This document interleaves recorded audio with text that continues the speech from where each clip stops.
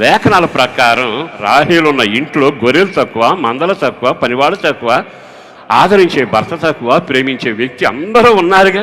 ఎందుకు వచ్చింది ఆ ఇంట్లోకి మరణం? ఎందుకు వచ్చింది దుఃఖం? దీనికి ప్రబలమైన కారణం ఏంటంటే, నేను మానక గుడికి వెళుతున్నాను దీర్ఘం తీస్తే సరిపోదగా, నేను ఎంత పరిచర్య చేశాను అంటే వరగదగా. నువ్వు దేవుని మాట వింటూ నీ గుడారాన్ని దైవ శబ్దానుసారంగా వెలుగు సంబంధిగా కాపాడుకోవాలిగా. నీ జీవితంలో చేయాల్సిన పని నువ్వు చేయలేదు, కాని వస్తువు తెచ్చుకున్నావు, ఆ తర్వాత అబద్ధాలతో కప్పిపుచ్చావు, అబద్ధాల పుట్టగా మారావు, దుఃఖం నీకు వచ్చింది. నీ వ్యక్తిగత జీవితంలో దేవుని వైపు తిరిగి మోకాళ్ళ జీవితం, ఉపవాస ప్రార్థన, 15వ తారీఖు ప్రార్థన, బుధవారం శనివారం ఇంట్లో ఏకాంత ప్రార్థన, ఆ తలుపు తట్టినంత కాలం నీకు అన్నీ సమృద్ధిగానే ఉన్నాయి. ఆ తలుపు తట్టడం మానేశావు, మనుషుల వైపు తలుపులు తీయటం మొదలుపెట్టావు.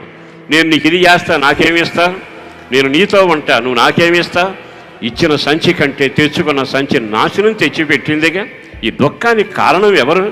ఈ రోజున నీ సహవాసం దేవుడితో ఉన్నప్పుడు నిన్ను ఆశీర్వదించాడుగా. అప్పుడు ఒంటరిగా ఉన్నావు, రాజు కాలేదు, రాజు నువ్వు పనికిరావు, కానీ దేవుడు ప్రేమించాడుగా, పరిచర్య ఇచ్చాడుగా, ప్రార్థనలో నిలబెట్టాడుగా, పరిశుద్ధుల గుంపులో పెట్టాడుగా, ప్రార్థన వాక్య సహవాసం ఇచ్చాడుగా. ఎన్నిసార్లు కన్నీటితో ఈ మందిరం తడిపావు, ఎన్నిసార్లు చేతులైతే ప్రార్థన చేస్తే ఎన్ని అద్భుతాలు జరిగాయి.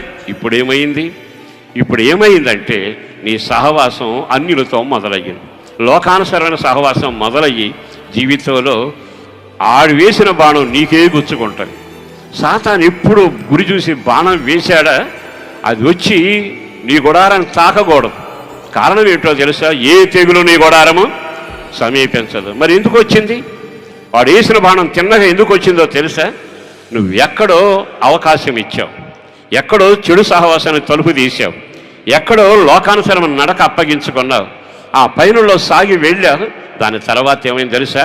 నేరుగా వచ్చి గుచ్చుకున్న తర్వాత ఎంత విలపించాడో. దేవుని సేవకుడు వచ్చి అంటాడు, భక్తిహీనులతో తిరిగితే ఇదే గతి, అయినా నేను నిన్ను క్షమిస్తున్నా అన్నాడు దేవుడు. ఈరోజు ఈ మాటలు విన్నాకైనా ఒక్క క్షణం మన పిల్లల జీవితాన్ని గురించి, భవిష్యత్తును గురించి, మన ఆరోగ్యం గురించి, ఆహారం గురించి దేవుడు ఎంతగా మనల్ని ప్రేమించి ఈ విధమైన కృప కలిగిన సంఘంలో పరిశుద్ధతను నిలవబెట్టాడు. మరి అన్యుల సహవాసానికి వెళ్ళి భయంకరమైన బుద్ధిహీనపు సహవాసం చేసి అదిగో అటు తిరిగి నాశనం అవుతూ లోకంలో విచ్చలడిగా ఉన్నారే, వాళ్ళతో నీకేం పని?